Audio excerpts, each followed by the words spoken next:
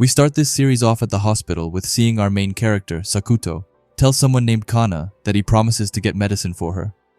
Kana just smiles and says that she will be waiting for him and not to overwork himself. We then see the text, and it says that 150 years ago, dungeons suddenly started appearing around the world. It is now the era where humanity, endowed with supernatural abilities called jobs, seeks the treasures that lie in the deepest depths of these dungeons, and explorers risk their lives venturing into the dungeons, seeking the pinnacle of treasures, a divine medicine that heals anything. We then get right into one of those dungeons, where we see a swordsman attacking an ogre-looking creature while saying that this is the end for him. The ogre tries to fight back, but the swordsman tells him that he is too slow, and he cuts him in half. The swordsman then turns back and says that it's like he thought, and that their skills are enough even when up against high-level monsters, and that he is leaving the body up to none other than our main character, Sakuto, who is affiliated with the Bravers, and his job is a dismantler. The swordsman and the others walk out of some sort of passage and talk about quickly grabbing the treasure and heading back home, as they also have to celebrate clearing this high-level dungeon. Sakuto then dismantles the ogre, and he tells the swordsman that he is done. The swordsman says that they got an item box, which is insanely rare. He then compliments Sakuto before asking if he can have a word with him. Sakuto asks if they can't talk when they come back, but he says that he wanted to tell him now. So he puts his hand on Sakuto's shoulder and coldly tells him to leave their party and to end their relationship here. We then learn that he is called Toshiko. Sakuto is stunned, and everyone else behind Toshiko, Ryota, Keiko, and Mizuho, are all hanging their heads. Mizuho comes forward and says that there is no use in discussing it here, but Toshiko says that it's the same whether they discuss it before they get back or not. Anyway, Toshiko then tells Sakuto that the four of them decided that before. Sakuto gets mad as he hears this and asks them why, but Toshihiko just tells him to listen and that the four of them were blessed with exceptional jobs, but Sakuto, on the other hand, didn't. He says that a dismantler is useful, of course. It normally takes time, and Sakuto can dismantle the bodies in an instant, and he can carry as much as he needs with his dimension box. On top of that, there's no one else with the same job as him, and when you put it that way, there are only positives. However, that's also it. Toshihiko says that you can have anything dismantled for a fee, but now, with this item box, Sakuto's dimension box ability is effectively replaced. Toshihiko puts his hand on Sakuto and says that from now on, enemies will keep on getting stronger, and that someone like Sakuto, who is only good for guarding luggage, is simply in their way. Toshihiko then gets close to Sakuto and whispers in his ear that he has always hated him, all the way from the beginning. Toshihiko then leaves, and the others thank him for everything and apologize while leaving. Sakuto left behind crying. He says that they were friends, right? Even childhood friends, and that they invited him into the party in the first place, and now this. Sakuto tries to walk. However, he says that his legs feel heavy. Sakuto continues walking and saying that with a skill like his, even if he joins another party, then the same thing is bound to happen. He then trips on a stone before he starts to cry, saying that there's nothing else he can do anymore. Anyway, Sakuto then goes back to the World Explorer organization and the dungeon room entrance. As he enters, he hears a ton of people arguing. A girl says that it doesn't change anything and that their comrades were still killed. Sakuto just looks at her and wonders what kind of job she has, saying that in this era, everyone receives a job when they turn 10 by touching a monolith. Suddenly, as Sakuto then puts his hand on the teleportation thing, someone screams at him, asking if he didn't just come back from a mission, saying that he should rest and that if he goes back in, then he will die. Sakuto just thinks that if you receive a good job, then you win at life, but the others, they lose at life. Sakuto is then teleported to another dungeon where he starts running wild and screaming, thinking that despite having academic ability, strength, or skills, people are discarded simply because their job is considered bad. After that, a goblin appears behind Sakuto and hits him to the ground. More and more goblins appear and start beating up Sakuto. Meanwhile, he just thinks that for the losers to obtain the elixir is beyond the realm of dreams. It's completely unreasonable and unfair, and the uncertainty in whether even risking one's life would be enough. But even then, receiving a job is still better than nothing, and the ones who suffer the most are the ones who don't receive anything.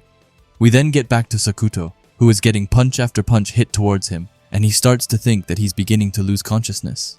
In the last second, he says Kana's name, and we then get to Kana and her roommate, Maya. Both of them suffer from magic overload syndrome, and both of them are jobless. Kana says that she wonders if they are at it again. However, Maya says that if Kana sighs so much, then she will miss out on the happiness in life. Kana says that this illness is the furthest from happiness though, and Maya says that it's a mana discharge deficiency, and that there's over a 90% mortality rate by the age of 25, and that there's no cure other than the elixir, ending it by saying that truly the future for them is pitch black. But still, Maya tells Kana that she can't give up, and that Sakuto is doing his best for her after all. Kana tells her that she doesn't want him to throw away his life for her, but Maya tells her that he always seems happy whenever he comes to visit. Kana then just lightly punches her in her head. Maya then asks Kana to tell her how her and Sakuto first met. Kana says sure, but warns her that it's not much a story, but Maya says that it's fine. Kana then explains that her and Sakuto live next door to each other, and that they have been together ever since they were little. They went to school together too, but halfway through middle school, the symptoms of magical overload syndrome started to appear. However, even then Sakuto never abandoned her, and he has always come to visit her in the hospital the entire time. Even now when he's working hard for her sake, Maya gets happy and says that it's why she still has a chance, and tells her to be positive. However, we then get back to Sakuto, who is still getting completely beaten up by the goblins. But suddenly, something weird happens, as Sakuto looks at a goblin and the goblin gets totally dismantled. Sakuto then says that this world is truly so incredibly unreasonable and unfair, saying that if he were him from a little while ago, then making such a loud noise to attract monsters would have been a one-way ticket to becoming a meat pile, and he wonders just what happened. He then sees that he got a pop-up message saying that with the rank up of Dismantle to Dismantle X, direct dismantling of organisms has become possible. Sakuto then gets up and says that he will save Kana, and with this power he will obtain the elixir. He apologizes to the goblins, but tells them that they will be his test subjects for his new skill, and he then uses it right on a goblin, which completely turns to dust basically. Sakuto is amazed and says that just like that, in the blink of an eye, he disappeared, thinking that if he doesn't adjust the power, he'll end up running the materials through, and that he also needs to be more careful of surprise attacks. He looks towards the goblins and says that he has to target them one by one and adjust the dismantling intensity, thinking that there's surprisingly a lot to think about. However, he is determined to make it happen. Suddenly, a huge goblin then appears. However, Sakuto smiles and tells Kana to wait for him and says that this is his starting line. The text then says that the divine medicine that heals anything, also called the elixir, only has about 10 discovered worldwide each year, and in contrast, the demand extends beyond those with mana overload syndrome to patients with other illnesses, people who have lost parts of their bodies, and wealthy individuals seeking to maintain their health, amounting to hundreds of thousands of people. Due to its rarity and market value, its selling price could exceed $1 billion, and it's like grasping at clouds, but even so, Sakuto will do it. Sakuto is then finished with the last goblin, and he falls to the floor due to being tired. However, he puts his fist towards the sky as he says that he made it. Even though it's a lower tier dungeon, he still did it on his own, saying that this is where it all begins. After that, he leaves the dungeon and goes home, where his stepsister Erika, who is a prop master, jumps towards Sakuto and tells him that she was worried sick because he wasn't coming back, but she then welcomes him home. Sakuto then explains that he got kicked out, and Erika can't believe it, saying that they were so enthusiastic about inviting him. Sakuto says that looking back, he can kind of see how Toshiko was feeling. However, Erika doesn't agree, as she says that she doesn't get it, and asks if Sakuto is really okay with this, and that at this rate, Kana could be in danger. However, just then, Sakuto tells her about his dismantle power getting a level up, which is something that freaks Erika out again. She starts crawling at the table to him and says that it's expected. From Sakuto, she then takes his hand and says that once she graduates from school, they can form a party together. But before she can even finish her sentence, Sakuto already screams that he can't do that. He tells her that both of their parents died in a dungeon and that he doesn't want to go through that again. Erika then asks if that isn't selfish, as Sakuto is already working as one. However, he tells her that his job is suited for dungeons, while her job is like a money printer for companies. He then asks for her status card, but is surprised by something. Erika asks what's wrong, but he says that it's nothing, and that they are going to visit Kana tomorrow, and tells Erika to go to bed early. The next day then comes around, and Sakuto tells Kana that he really wanted to come yesterday, but that he couldn't. Kana says that it's okay, and that what's more important is that he is safe. They then start holding hands, and both Maya and Erika remind them that they are still here, and not to go making their own little world. Maya then asks Sakuto about his first high-level dungeon, and he then tells them everything about his level up and him getting kicked out of the team, which shocks both of them. Maya then says that it means that Erika and Sakuto should form a party together, which was what Erika also said yesterday. Maya then says that, after all, Erika has an amazing skill, which is the item drop quality and amount increase, saying that with Sakuto's power, they could beat high-level dungeons, and then Erika could increase the drop rate and number of elixirs that'll drop.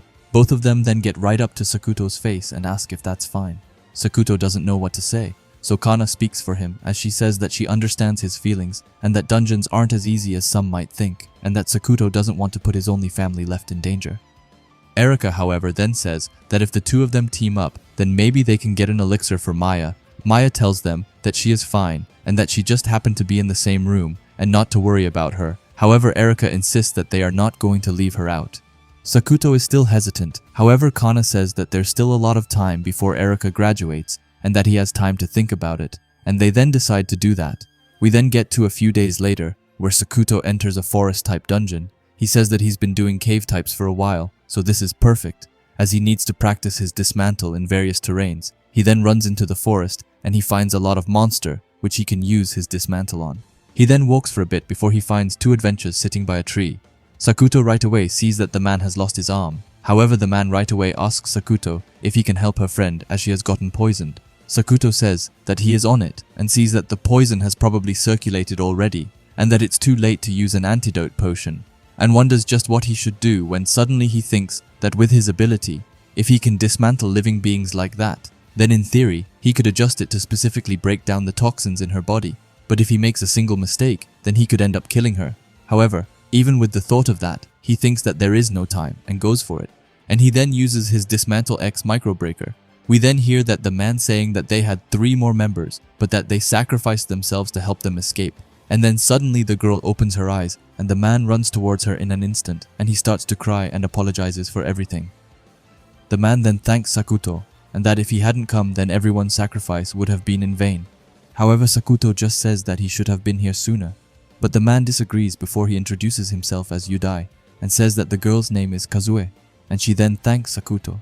They then question where his party members are, but Sakuto doesn't know what to answer, so the man asks if he is going solo, and Sakuto says that he is and that a lot has happened. He then tells them that he will escort them to the entrance. Yudai says that he doesn't have to go that far. However, Sakuto asks him if he can really protect Kazue with that arm of his, and saying that if something happened to them, then he would feel awful, and they then just leave the dungeon. Sakuto then goes home to Erika, where they are talking about dungeons again. But Sakuto says that he wants her to find and explore her own path with peace of mind, and she smiles while saying okay. We then get to the graduation day, where we see Erika and Sakuto, who is there to congratulate her.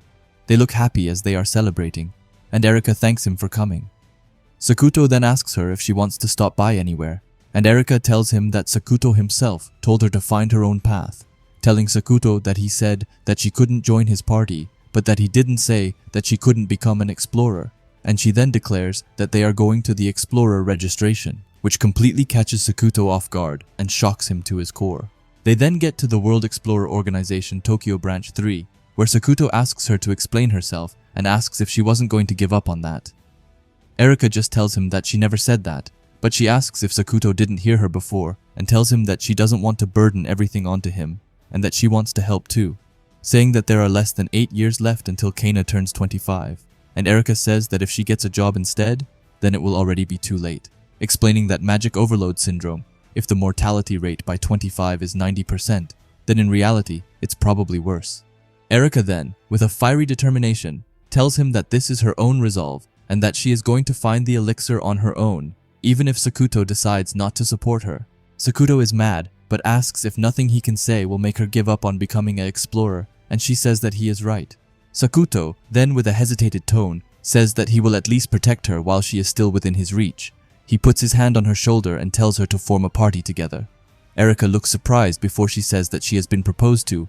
However, Sakuto says that he didn't, and asks her if she wants him to take it back. Sakuto then lets her know that depending on the situation, he might force her to quit if necessary, and she says fine before she takes his hand and rushes him towards the reception to register. They arrive and Erika has successfully registered as an explorer, and the girl working there says that she will now briefly explain to her the profession of an explorer, and Erika says, "All right," However, just then, Sakuto tells her that he is going to look up something and tells Erika that he will meet her later. She says okay, and that she will meet up with him once she is done. After that, the girl clears her throat and says that an explorer is an individual who explores different dungeons and brings back resources from those said dungeons. Nowadays, it's no exaggeration to say that many of the things they see come from dungeons. People with various abilities dive into dungeons day and night, not only to defeat monsters, but also to support their livelihoods. After that, Erika puts up her hand and says that she has a question, and she just asks how she can form a party with Sakuto. The girl smiles and says that Erika is super enthusiastic and that she will explain it step by step. She says that you can enter and exit dungeons through the large monolith in each WEO branch. However, just then, Erika once again interrupts her and asks her if she can form a party with Sakuto using the monolith. The girl, who is probably beginning to get annoyed, asks her to just listen to the explanation. She gets back into it and says that the large monoliths offer various functions beyond entering and exiting dungeons, such as checking your status and managing your party. After that, you guessed it, Erika asks if she can form a party from there, but then the girl kind of screams at her, asking her to please be quiet for a moment. She then moves on from that topic and tells Erika that there are a total of 7 ranks for both jobs and dungeons, ranging from the lowest level to divine level, telling Erika that you can challenge dungeons that are up to 1 rank above your job rank, and additionally, a party can have up to 5 members, but if there is a rank difference within the party, then you can challenge dungeons that are up to 2 ranks higher than the lowest ranked member. She gets right up to Erika's face and asks if she has understood everything up to this point, and Erika says that she sort of has. She then screams at her that not knowing something can be a matter of life and death, and tells her to listen carefully, and Erika agrees. The girl then says that they will now move on to the alliances and the collection and storage of resources. Erika just looks annoyed as she gets sleepy from complicated talks. After that, we get to Sakuto, who looks frozen in place as he thinks that maps for the lowest tier dungeons are so expensive, saying that he guesses that this is the state of things, even at the lowest rank. However, if it means that Erika can get used to dungeons safely, he doesn't mind. However, he still isn't convinced, but he then sees a pop-up of a special explorer campaign, but just when he starts to look at it, Erika jumps at him from behind, catching him off guard. Sakuto tells her not to hug him in public, but Erika just says that she is tired from listening to the complicated talks before she asks when they are going to go to a dungeon. Sakuto tells her that they aren't going today at least. Before asking Erika what happened to all the talk about determination, saying that this isn't a field trip, Erika says that she knows, but says that you still have to enjoy things, because if not, then they just become a waste, saying that both determination and fun are important. Sakuto says that she sure has a way with words, and says that she is right. Erika smiles, and Sakuto then tells her that 3 days from now they will head into their first dungeon, saying that they've got all the equipment and everything else ready, and Erika looks super excited as she hears that. After that, we fast forward to 3 days later in the lowest rank, the Kobold Dungeon. Erika asks if this really is a dungeon and says that it's just a plane. Sakuto tells her that there are many different terrains and environments. Sakuto then tells her to listen up, telling her that first she needs to get used to the dungeons, and says that it's the same as getting used to the atmosphere at your workplace after starting a new job. They then start walking, and Sakuto says that it's said that resources can be harvested infinitely in dungeons, which means that periodic regeneration and transformation occur, saying that in a plains-type dungeon like this one, the wide field of vision means that the few hiding spots become more dangerous. Telling Erika that monsters could be lurking there and here, Erika then runs forward, and Sakuto tells her to proceed with caution. But just then, she trips on a branch and falls down to the floor. Sakuto just says that he told her so, and she apologizes. They then spot the X mark at the base of the tree, and Sakuto says that it's a sign of a kobold trap, and that there's usually a marker nearby, saying that it's easy to miss on the grassy ground, and tells her to be careful. Erika then grabs Sakuto's hand to get up and thanks him before Sakuto tells her to look to her right, where there are a couple of hunters. Sakuto tells Erika not to stray away from him, and he then uses his Dismantle X ability on one of the wolf hunters, but they manage to dodge it. One of the wolves then shoots an arrow towards them, while the other one charges in. Sakuto takes care of the one charging against them, and just in time, manages to dodge the arrow thanks to Erika warning him. He then turns around and is about to use his Dismantle ability on the wolf, but just as he does so, the wolf manages to roar for help. Even though the wolf died, it called upon his friends, and Sakuto tells Erika that there's no use, and apologizes as it's his fault for misjudging their numbers, and we then see them completely cornered in between the wolves. Sakuto thinks that he got careless just because they are the lowest rank, saying that, after acting all high and mighty toward Erika, Sakuto thinks that his eyes still can't keep up with the speed of the kobolds or wolves, and that if they keep moving around like this, then it might be hard. However, he is still determined to get Erika away safely. He then tells Erika to run and that he will open up a path for her. However, Erika tells him that she isn't going to do that. Sakuto gets mad and screams, asking her what she is saying and that she should be running right now. Erika says that this happened because of her, so she can't be the one to run away, and besides that, she has already told Sakuto her resolve. She then picks up a kobold magic stone and some dirt. Erika tells Sakuto that she has been studying a lot to become an explorer too, telling Sakuto that he hasn't seen her skill up close, saying that she is scared because it's her first real battle and that she feels like her legs might give out. However, she will also fight. She then combines the magic stone with the dirt and is able to craft an earthen magic bow. She looks super fired up and determined as she tells Sakuto to leave the behind to her and to make sure to apologize properly later. Erika fires off a couple of arrows towards the wolf hunters, and it looks to be actually doing some damage as she hits one of them, who flies back. Another one goes for Sakuto, but he uses his dismantle ability to completely turn it into dust. After that, one wolf sneaks up towards Sakuto, but luckily Erika notices and is able to cover for Sakuto and take down the wolf with her arrow. After that, both of them in sync say that there is only one left, but as Erika tries to take it out, something happens. Her bow makes too much contact with her chest and it starts to hurt, which makes her miss her shot. Sakuto says her name as he instead takes out the last one. Sakuto then sees Erika on the floor and asks if she is okay, and Erika just says that the string from the bow hurts her chest, and yeah, I'm not going to delve more into that. Sakuto just tells her not to worry, and that she will make some mistakes at first before he takes out his hand and asks if she can stand, and she just thanks him. As she gets up, she right away apologizes, saying that because of her, she almost put Sakuto in danger, explaining that she was talking about resolve and all that, but that in the end, she underestimated everything, telling Sakuto that the next time she will be more careful, so she begs him not to kick her out of the party. Sakuto, however, is confused and says that he won't kick her out just because of this, and tells her not to worry. Erika is surprised, but Sakuto tells her that this is just a common mistake. He then says that it wasn't only her fault, and tells Erika that he was careless, and apologizes as well. Before he spots some stairs and tells Erika that this is the passage that leads to the next level, telling her that if she hadn't been trapped, he may have overlooked it.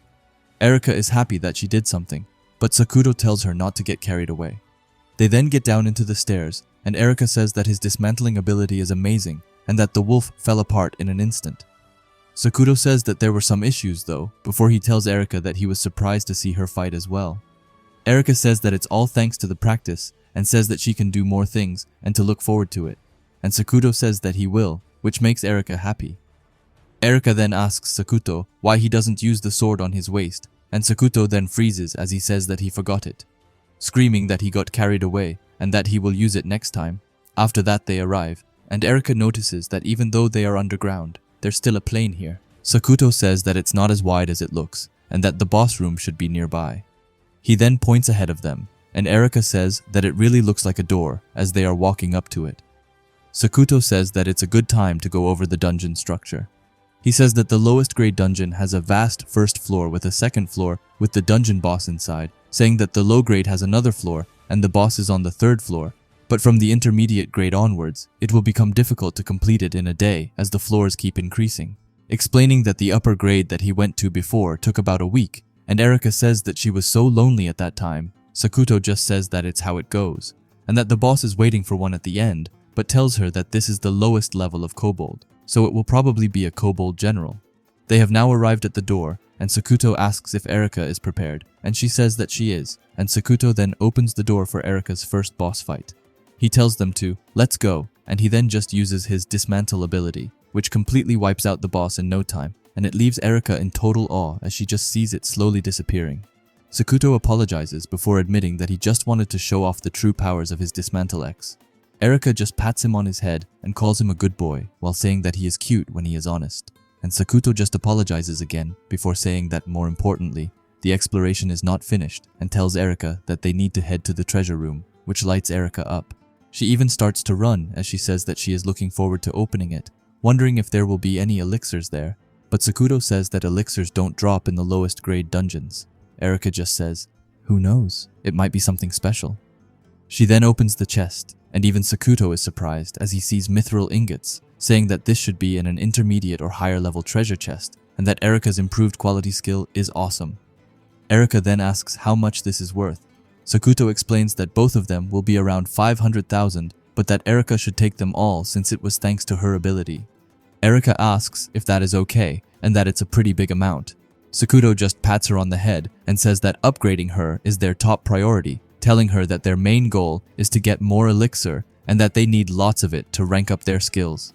Erika is stunned for words before she holds tightly onto the ingots and says that she will do her best. Sakuto then asks if they should head back and congratulates her on conquering her first dungeon. After that, we get to the WEO Tokyo 3rd branch and the cafe. Erika asks how much it will take to assess the materials. Sakuto says that it depends on the amount, but this time there wasn't that much, and that it will probably be done in around 30 minutes. Suddenly, however, someone goes to Erika and asks if she is the rumored Sakuto. Erika looks confused and asks Sakuto who this person is. Sakuto says that he doesn't know, but before he thinks that he has seen her before and that she was having trouble before.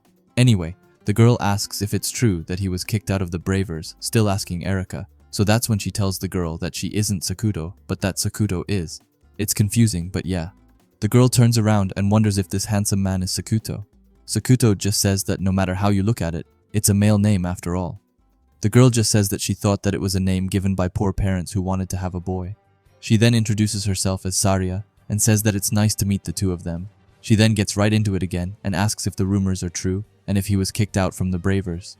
Sakuto says that it isn't true, but that's when she holds up her phone and says that there are rumors about him on the internet, saying that beside the expulsion rumors, she also saw him going back into a dungeon all alone, even though he had just returned from one, before saying that this time he is with his girlfriend, which makes Erika happy.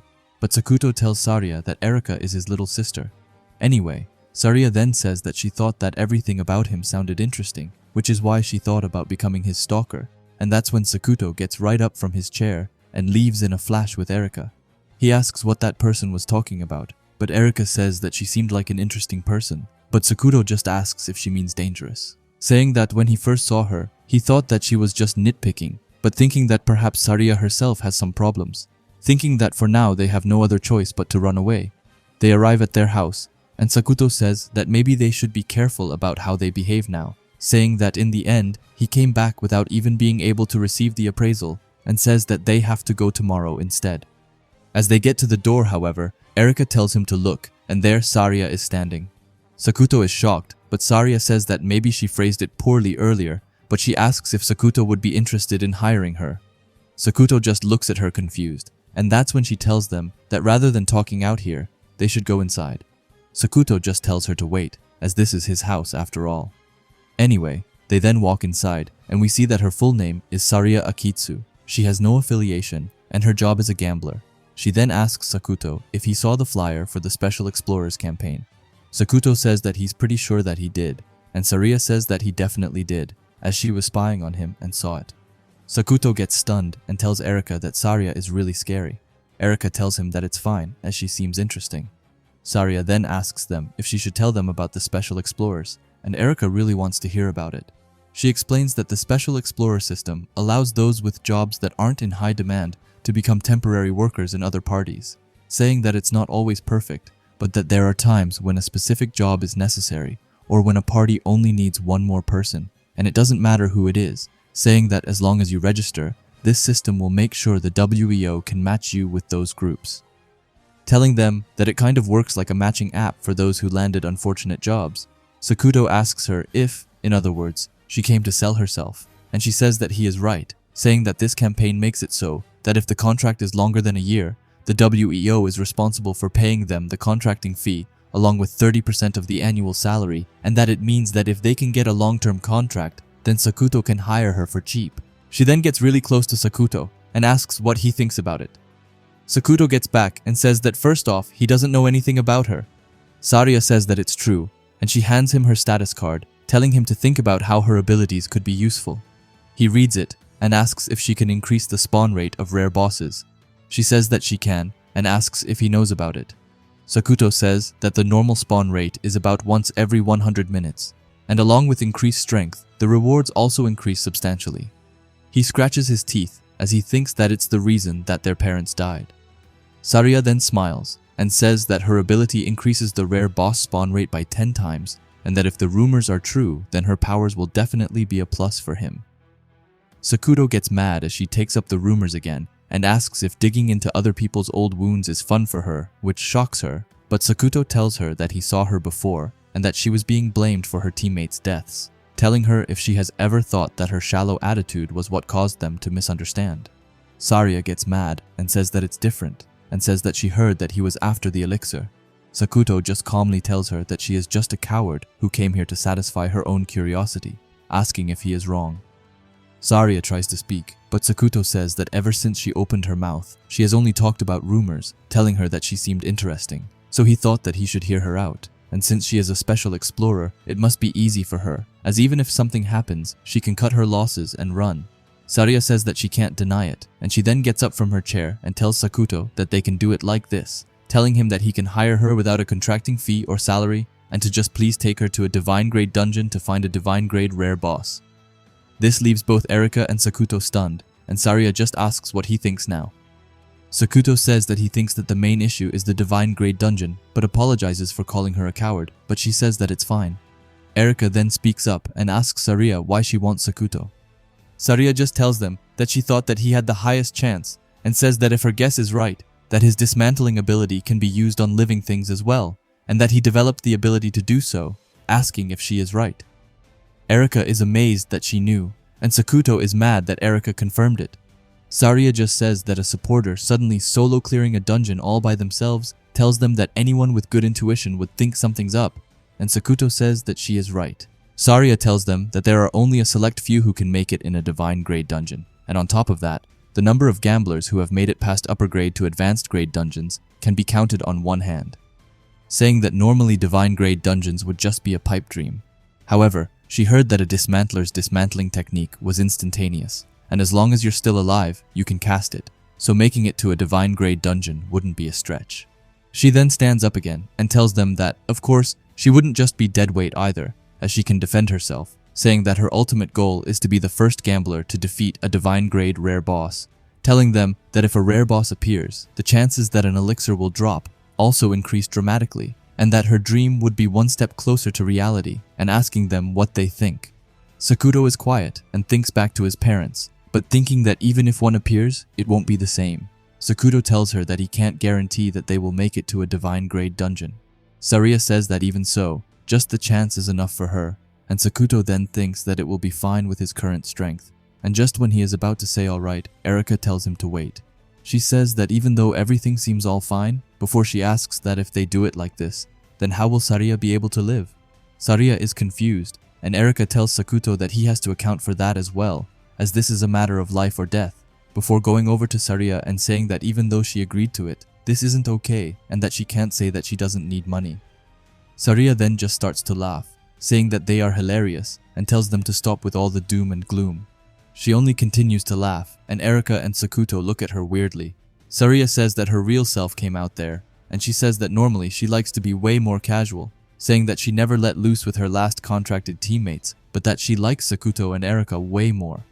Before she then goes back to what Erika said before, and says that she is right, but says that she is fine without pay, and asks if they have any conditions. Erika then asks if she wants to live with them, as they have plenty of rooms. Sakuto gets a bit mad that she just asked that without talking with him, but Saria just laughs again and says that it works, telling them that she has decided that she will bet her life and go all in with the two of them. She then goes over it one more last time and says that her ability increases the rare boss spawn rates, and she can give buffs depending on the number she rolls with her skill, the 6-sided dice. She then puts out her hand and tells them that she looks forward to working with them, and they all put their hands together and say that they will have lots of fun together. We then get to an upper level dungeon where we see some familiar faces. We see Toshihiko saying that today's the day the Braver's new dungeon has appeared. Toshihiko looks back and tells someone to skip the pleasantries, and he tells the person behind that he leaves the scouting and vanguard position to them. This shocks them as they say that they are a buffer. Toshihiko then grabs them and tells them intensely that he has already told them that if they don't like it, then they can leave anytime. They tell Toshihiko that they understand, and Toshihiko tells them that he's counting on them.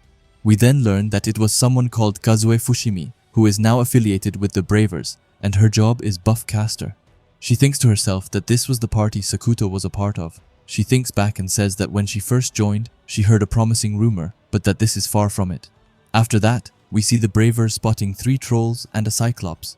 Toshiko says that he will rush them and asks Kazue to buff him, which shocks her.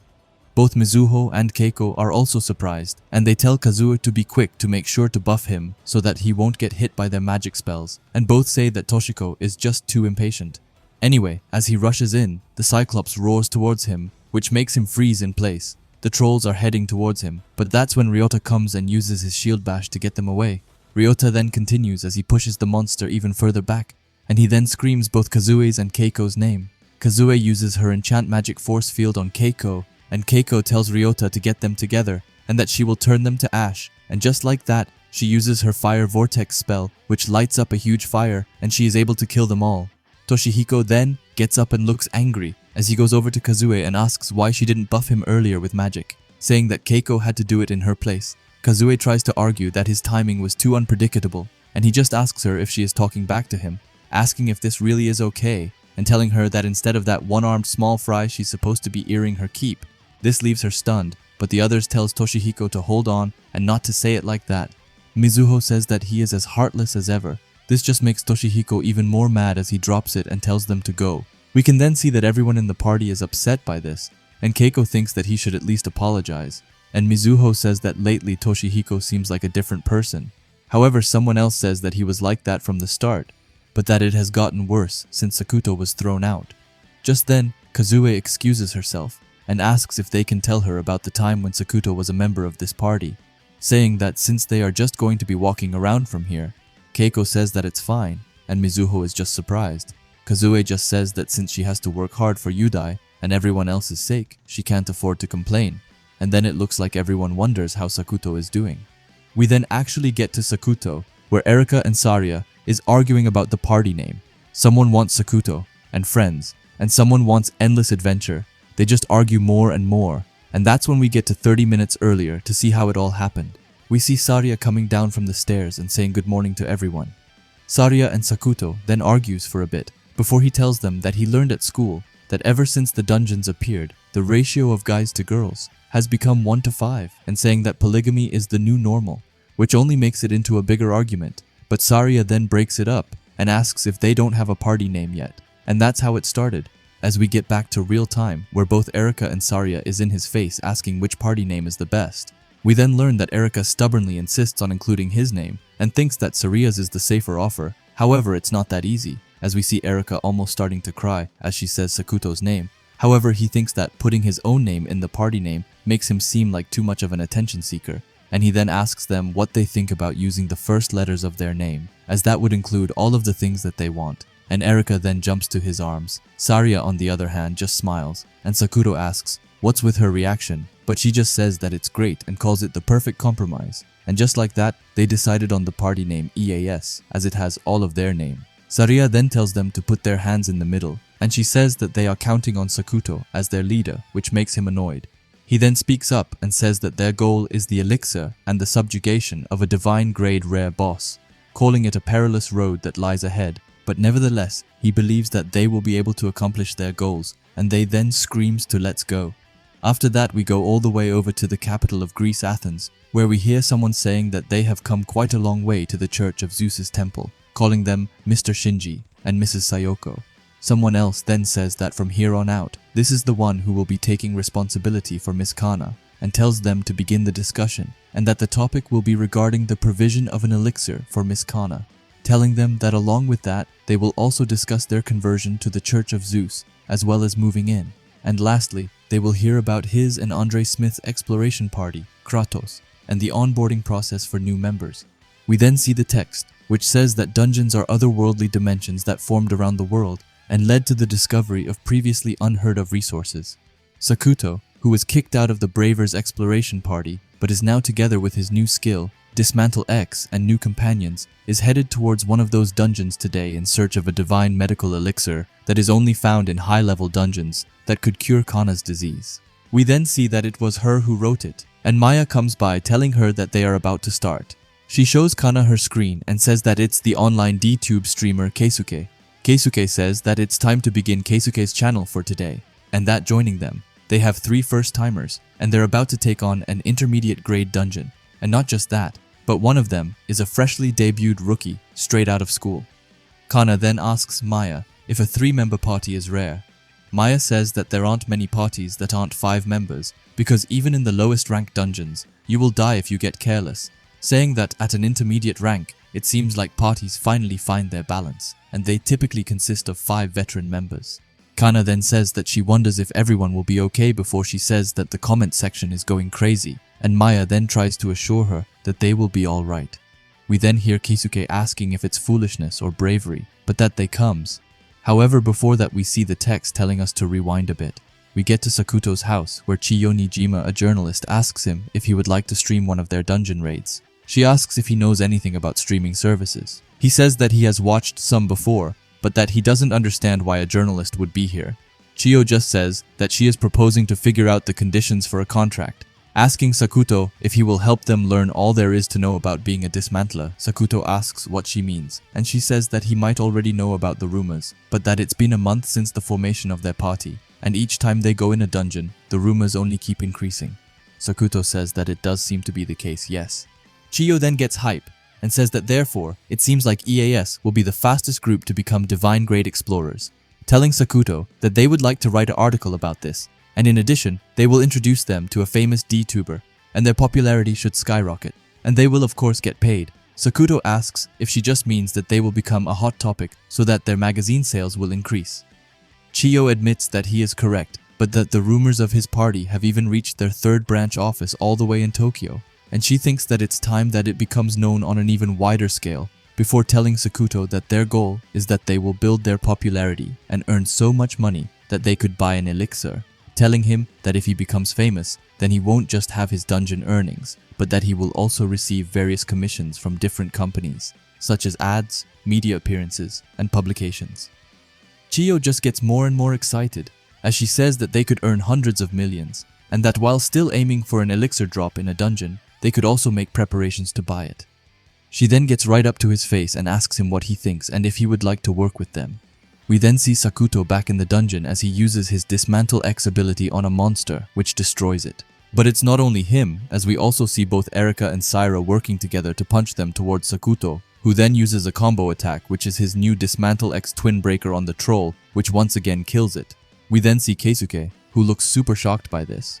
Meanwhile, they just celebrate together. Keisuke then gets right up to Sakuto and asks how he just did that, and how he defeated that troll in an instant. We then learn from Sakuto that he got strong-armed into agreeing to this video, and that, to begin with, since this was their first attempt, the girls were pretty excited, and Sakuto is just happy, as long as nothing happens.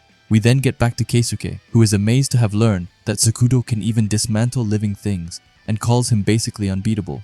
Sakuto, however, says that it's not like that, and that he has a long way to go, and that his skill proficiency is low, saying that since he needs to target individuals and control the level of dismantle based on their states, he's still weak against numbers and surprisingly long-ranged. Sarah then tells him that he is too serious and says that at times like these, you just gotta get straight to the point. She grabs the camera and tells them all to listen, as she says that their leader Sakuto is the man who's gonna reach divine grade. Sakuto is in shock, but Saria keeps it going, as she says that he's got a unique job and that he's tall, humble, and handsome, not to mention the strongest, telling the viewers that if they want to support him, then now is the time, and Sakuto just screams at her to stop. The text then says that from then on, they kept up a good pace as they advanced through the dungeon. They get to another big guy, and Saria asks how they will handle him. Sakuto tells them to let him take the big guy first, and then they will destroy the rest one by one.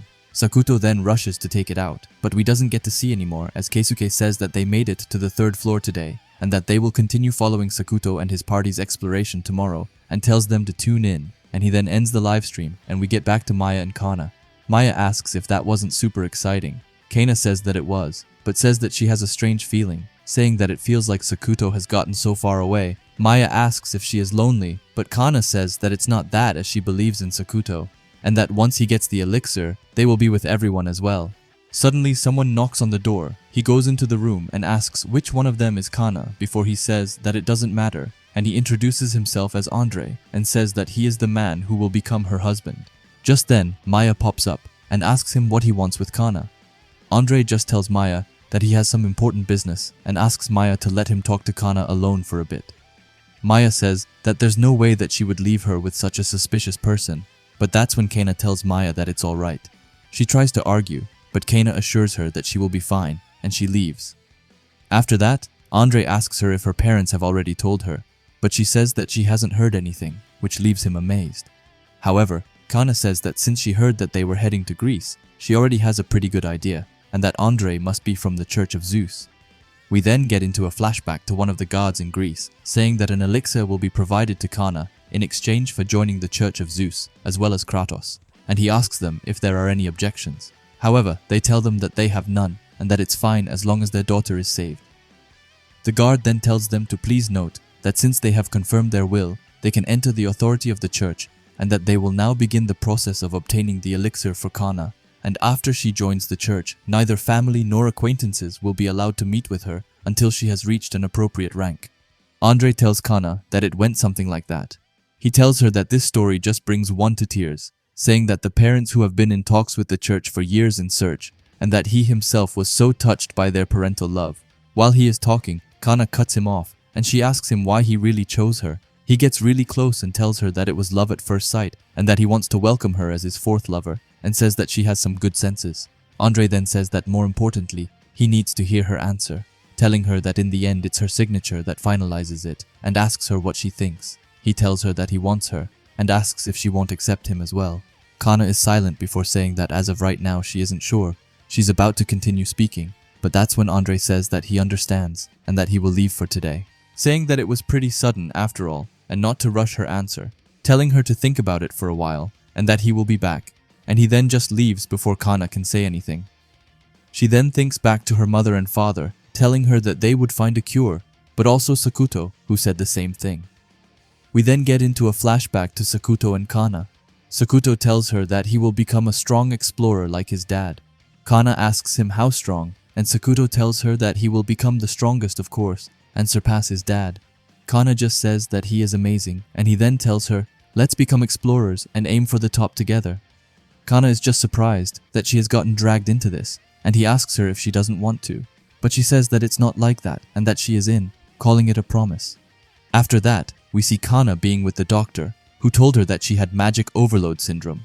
He told her that the magic particles spread throughout the air and are the root of the abilities of their job classes.